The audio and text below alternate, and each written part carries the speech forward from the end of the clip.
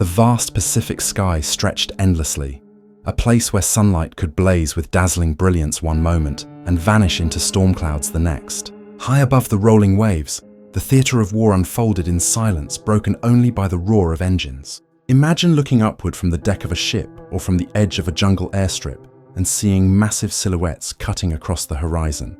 They were not sleek fighters twisting in quick arcs, but immense four-engine bombers, machines that carried both menace and mystery. To Japanese eyes, these were not ordinary opponents, but something altogether different, a fortress of steel soaring where agility was supposed to reign. For the men who flew into those skies, the first encounter with America's flying fortress was a jarring revelation. Japanese pilots had grown used to engaging smaller bombers or nimble fighters, where skill and maneuver could make the difference between life and death.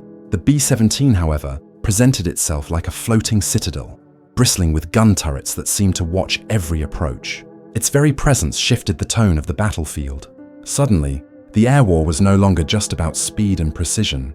It was about endurance, survival, and the ability to withstand punishment while still pressing forward. The early context of this confrontation speaks to two very different philosophies of warfare. On one side stood Japan, relying on aircraft built for agility, designed to strike with quickness and finesse. These planes were marvels of engineering in their own way, light and responsive, suited to dogfights and surprise attacks. On the other side appeared the Flying Fortress, a machine that sacrificed elegance for brute strength. It was heavy, durable, and intimidating, a reflection of America's approach to war, where resources and industry could be harnessed to create weapons that were as formidable as they were resilient. In those opening moments, as bomber formations began their long treks over the Pacific, Japanese defenders faced the daunting task of intercepting them. Imagine being a pilot climbing into the cockpit of a Zero, the sun gleaming off its thin skin, knowing that ahead lay a wall of steel and firepower. The nervous silence of preparation gave way to the thunder of engines, and then to the rising tension of pursuit. Each sighting of a flying fortress was more than a tactical challenge. It was a psychological blow.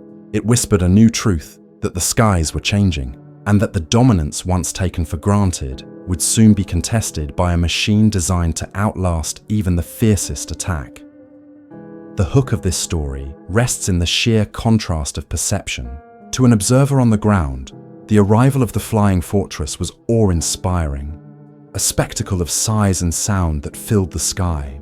To a Japanese pilot in the air, it was something closer to dread, the realization that the rules of engagement had been altered in ways that skill alone might not overcome. The stage was set, and the first act of this aerial drama had begun, not with a sudden explosion or dogfight, but with the looming shadow of a bomber that seemed built to endure anything thrown against it. The early encounters were filled with uncertainty and surprise. Pilots spoke of how strange it felt to fire bursts into the bomber's frame, only to watch it keep flying, engines still roaring, guns still blazing.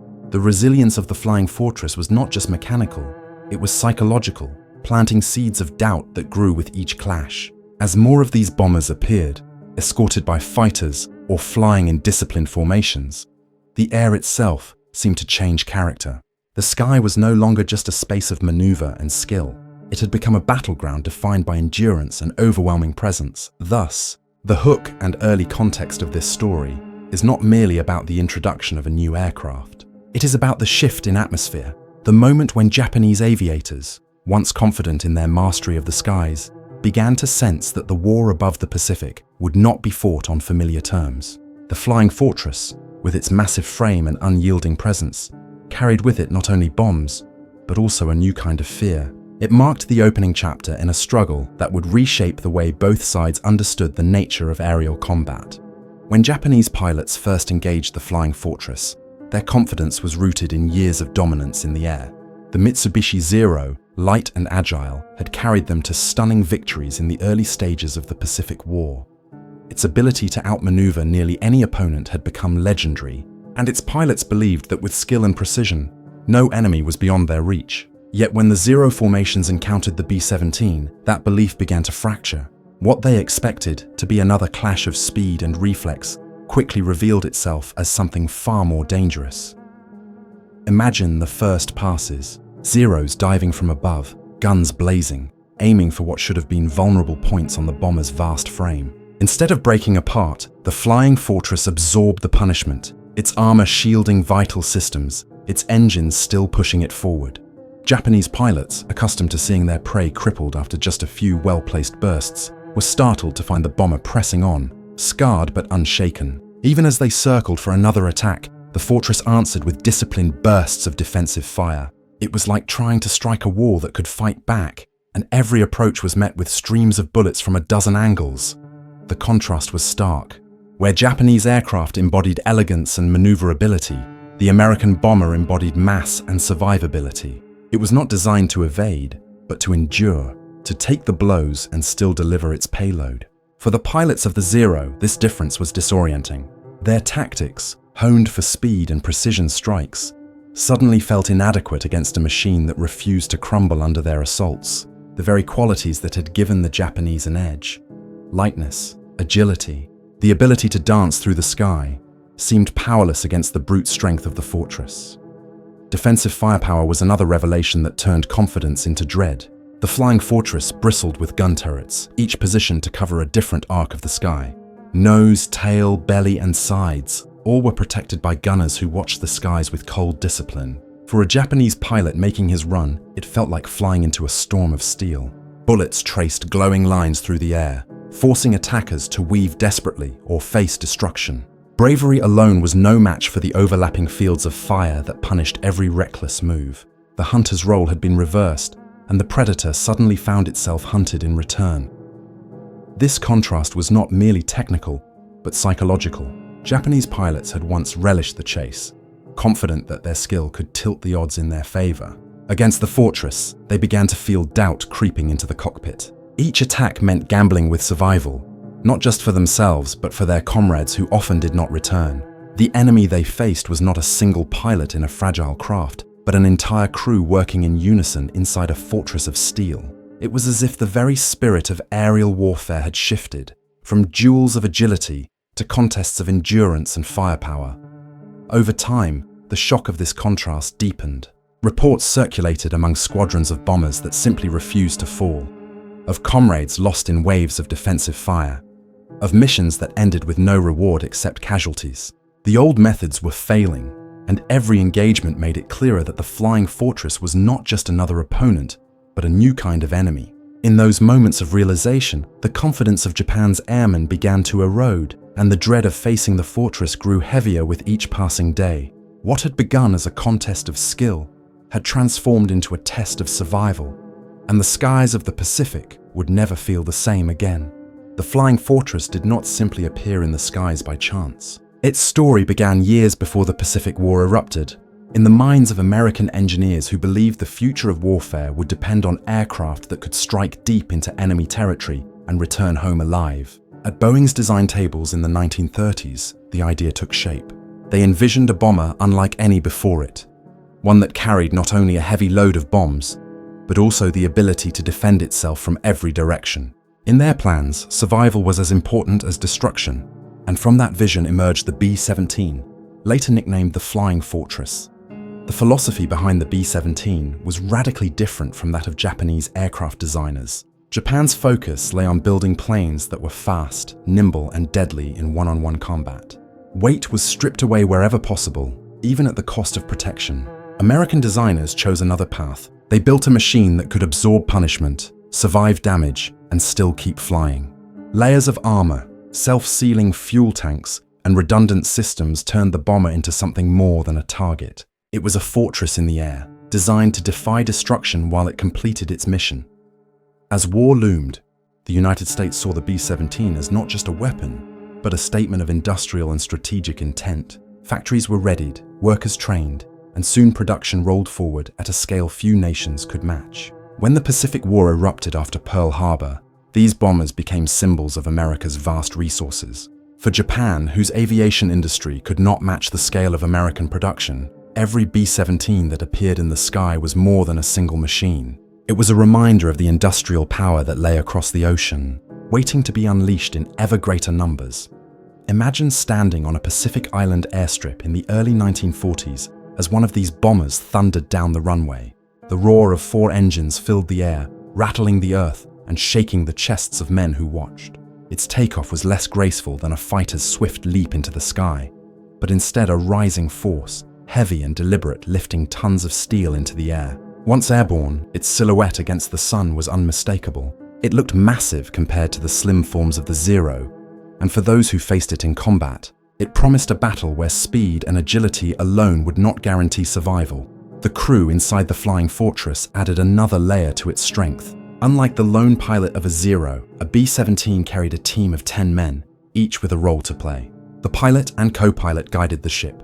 The bombardier prepared its payload, and gunners manned their stations with cold focus. Together they formed a living machine, a unity of purpose protected by steel. This collective effort gave the bomber not just physical resilience, but a spirit of cooperation that contrasted sharply with the solitary courage of Japanese aviators. Every turret, every gunner's eye, turned the bomber into a collective defender of its mission. The origins of the fortress were therefore more than a technical story. They reflected a broader divide in wartime philosophy. Japan emphasized individual skill and agility, while the United States emphasized endurance, teamwork, and the backing of a massive industrial base. This divergence would play out with brutal clarity in the skies. The B-17 was a machine born from foresight, shaped by a nation preparing for global conflict, and destined to become one of the most feared sights in the Pacific. By the time Japanese pilots faced it in battle, the flying fortress already carried the weight of an idea that war in the air would be won not only by speed and daring, but by strength and survival.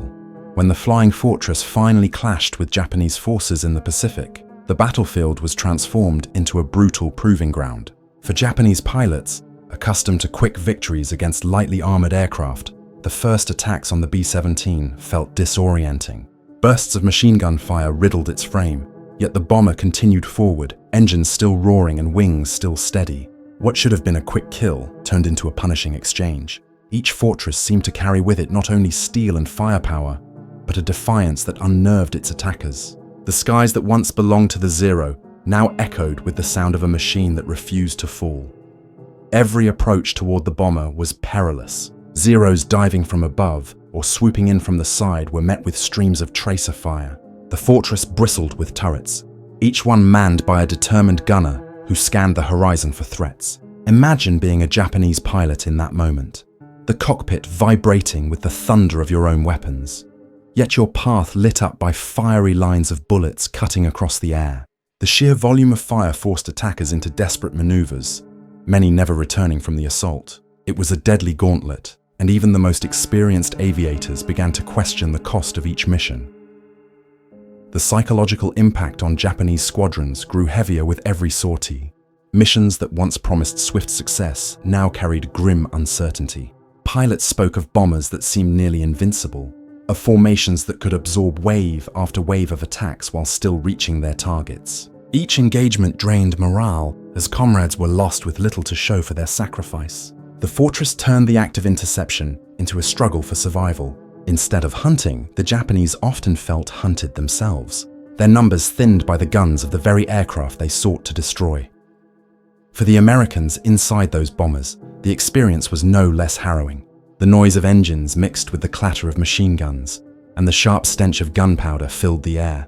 Men crouched behind their weapons, eyes straining against the glare of the sun, hearts pounding with every diving silhouette that approached. The fortress was built to endure, but survival depended on constant vigilance and courage. Crews watched their comrades fall from the sky, flames trailing from shattered wings, yet they pressed on with their missions. The aircraft itself became a symbol of resilience, a steel shield for the men inside, and a nightmare for those outside.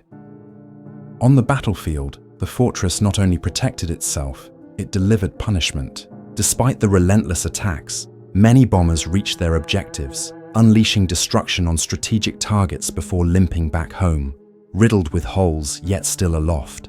To see such a sight, a bomber scarred, engines sputtering yet refusing to fall, was demoralizing for Japanese defenders. Each one that returned carried a silent message. The mission could not be stopped, the fortress would endure. The battlefield, once measured by agility and split-second reflex, had shifted into a test of resilience and firepower. In this clash, the flying fortress redefined the nature of aerial combat. It forced Japanese pilots to face not just an opponent, but a machine that altered the balance of the skies. The battlefield no longer rewarded only daring and speed. It demanded endurance and the ability to withstand overwhelming fire. The B-17 did not erase the courage of its foes, but it drained their hope, replacing once bright confidence with the shadow of dread. The impact was both immediate and lasting, setting the stage for the wider consequences that would ripple far beyond individual battles. As the battles in the sky wore on, the presence of the flying fortress began to change more than just individual dogfights. The Japanese air strategy, once so effective against lighter aircraft, faltered against these steel giants. The cost of each interception grew unbearable, with skilled pilots lost in exchange for bombers that often still completed their missions. Japanese commanders faced an impossible dilemma. To abandon the intercept meant allowing bombers to strike unhindered, yet to attack meant sending pilots into near-suicidal missions against a machine designed to withstand their efforts. The consequence was a growing sense of futility that spread through the ranks like an unseen fog. This futility bled into morale. Squadrons that had once taken pride in daring victories now returned home broken and diminished. Stories circulated of bombers that absorbed staggering amounts of damage and still lumbered back to their bases, engines coughing, but wings intact. Each tale carried the same conclusion: the fortress was not an enemy easily defeated. For Japanese aviators, it was demoralizing to face an opponent that seemed immune to the sacrifices they made. Confidence waned, and with it, the sense of mastery that had once defined Japan's airmen. The skies no longer felt like a domain of triumph, but a place where death waited behind the guns of the flying fortress. The wider consequences were not limited to morale alone. Tactics that had once been successful needed urgent rethinking, yet resources were limited. Japan's aircraft, designed for speed and agility, lacked the armor and endurance necessary to match the bombers or their escorts. Attempts to adapt only underscored the disparity. Each new strategy seemed to falter against the brute resilience of the fortress and the industrial strength that kept them coming. Japanese commanders were forced to confront a grim reality. Their approach to air warfare was being outpaced by an enemy whose machines embodied endurance and firepower in equal measure.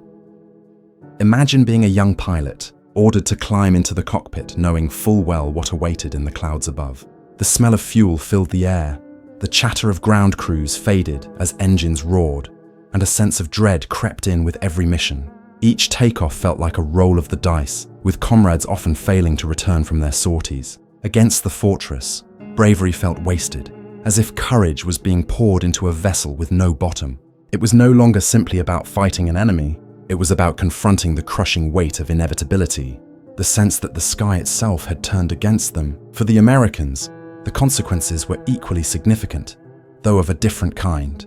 The survival of their bombers, despite relentless attacks, reinforced confidence in their strategy. Each mission completed, each fortress that returned riddled with holes but still flying, validated the decision to build for endurance rather than speed. Crews believed in their machines, and that belief fueled their determination to continue pressing deeper into enemy territory.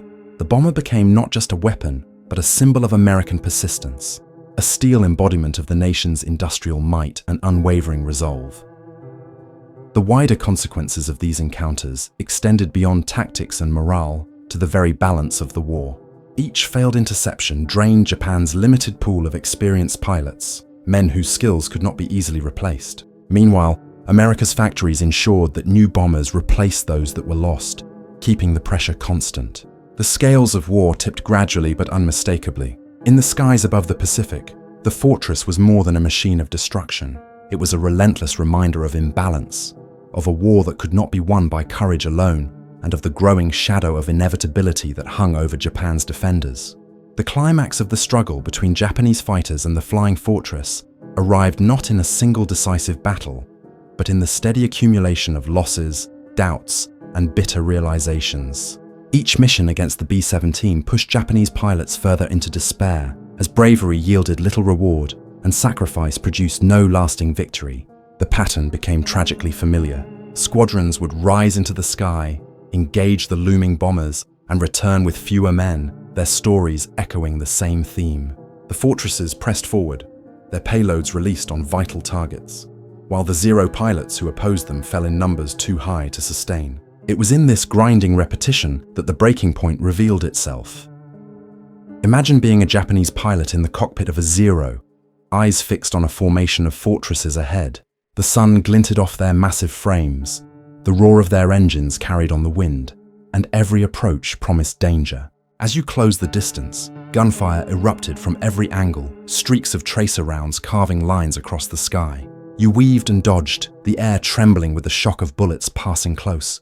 But even if you landed hits, the fortress kept flying. At that moment, the realization struck that skill, courage, and determination might not be enough. The bomber did not fight like the enemies you knew, it endured, and it punished. The psychological climax for Japan's aviators came with the collapse of faith in their own advantage. The Zero, once untouchable, seemed fragile against the withering fire of the fortress. The tactics that had once brought triumph failed to bring results. Instead of feeling like masters of the sky, pilots felt like prey circling predators, vulnerable to defenses they could not crack. The myth of invincibility, nurtured since the war's early days, was replaced with a gnawing sense of futility. Each encounter confirmed a grim truth.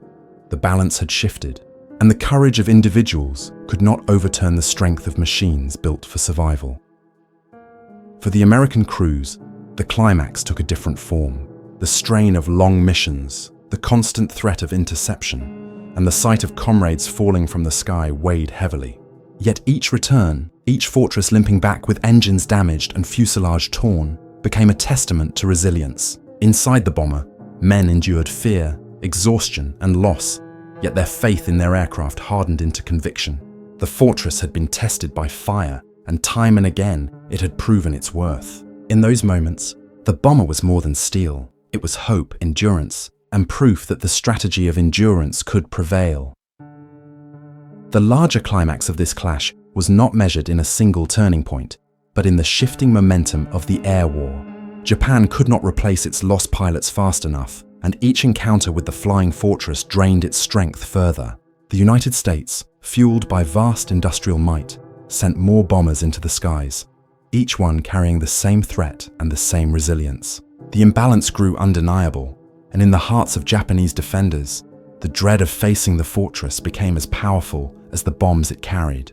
The climactic moment was less an explosion than a slow collapse, the shattering of confidence that once held the skies.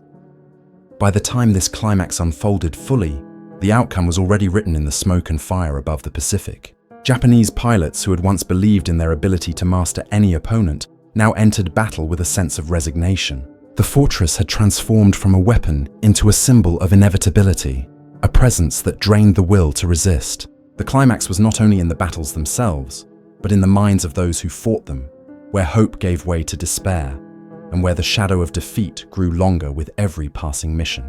By the end of the Pacific War, the flying fortress had etched its place into history, not simply as a machine of destruction, but as a symbol of endurance and inevitability. For Japanese pilots, the memory of facing the B-17 lingered long after the battles had ended. They remembered the dread of flying into walls of gunfire, the frustration of watching damaged bombers continue their missions, and the sorrow of losing comrades to missions that seemed impossible to win. The fortress was not only a formidable aircraft, it was a reminder of a conflict where bravery and skill met the limits of industrial might. Against its presence, the skies felt heavier, a constant reminder that the balance of war had shifted.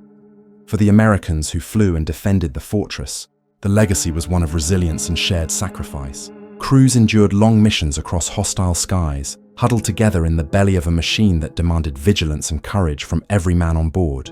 They faced fear and loss, but they also carried a quiet pride in the knowledge that their aircraft gave them a fighting chance. Each return to base, even with engines sputtering and fuselages torn open by enemy fire, reinforced the belief that the fortress had lived up to its name. It was more than an aircraft. It was a lifeline, a bond between men, and a testament to the strategy that helped shape the outcome of the war. The legacy of the fortress also extended far beyond the individuals who flew or fought against it. It represented a turning point in the philosophy of air warfare, where endurance, firepower, and industrial production became as decisive as agility and skill. In the post-war years, the B-17 remained a powerful symbol of America's wartime strength, featured in histories, memoirs, and the collective memory of those who lived through the conflict. For Japan, its presence became a sobering reminder of the vast gap in resources and strategy that had defined the struggle. The fortress carried with it lessons that transcended the battlefield.